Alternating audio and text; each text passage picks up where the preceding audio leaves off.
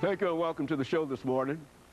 The topic today is domestic violence, and we're fortunate to have with us the executive director of the EJarrett House in Nashville, Tennessee, Miss EJarrett.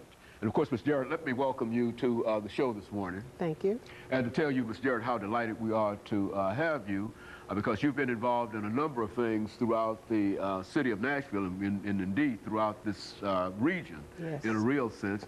But in order to get into your new situation as the executive director of EJarrett House, let's have you to give our audience some information relative to your background, your education, and some of the things that were important in eventually leading you to the establishment of this house dealing with domestic violence. Well, number one, I didn't establish it. It was already in, it's been in operation for 10 years now. But I worked in the healthcare field. I have about 40 years of experience. My degree is in healthcare. I worked at Access Health Systems for 17 years. Worked in Mahara for 17 years. So I've been a community person all these years. When Access closed down, they asked me to be on the board. Okay. And this is one of the organizations that we have started when Access was open. So I was a member of the board, and then I later became interim director, and now I am director. Director of EJarrett House. Yes, EJarrett House Incorporated, yes. Let's look at some of the issues dealing with domestic violence and some of the reasons that you're here today to talk about domestic violence and such, Ms. Jarrett. Domestic violence is still on the rise. 1.5 million women die every year, and that's according to what statistics you look at. Some of them count them as 2 million. And we were talking earlier, 800 and something thousand men witness or go through domestic violence.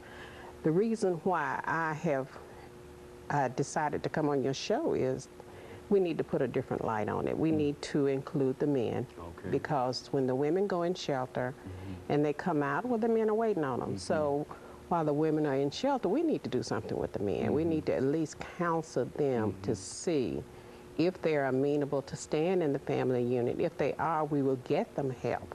So that's EJarrett's new mission, is to include the whole family.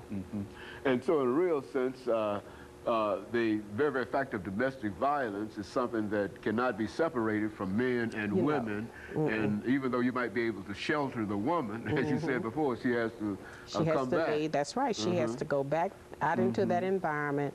You can keep her from 6, 8, 9, 10 months. You can even establish her working, put her in a house. But eventually, he's going to talk her into coming back to him. So the violence will reoccur.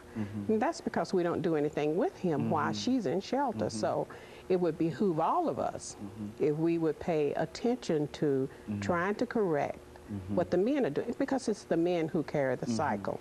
So if we don't help them, then we're never going to break the cycle. You know, when we talk about domestic violence, I think that there's a tendency on the part of many people to believe that it's a social kind of activity and it has social relationships and et cetera.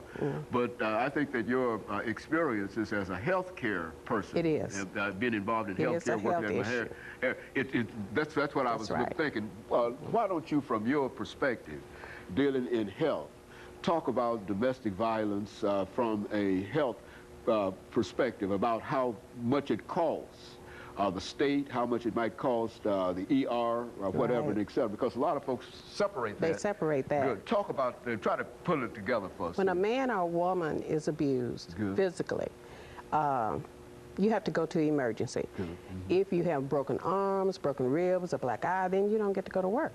So number one, there goes the healthcare costs. Number two, you're missing work. So those two entities play into a big role of the economy.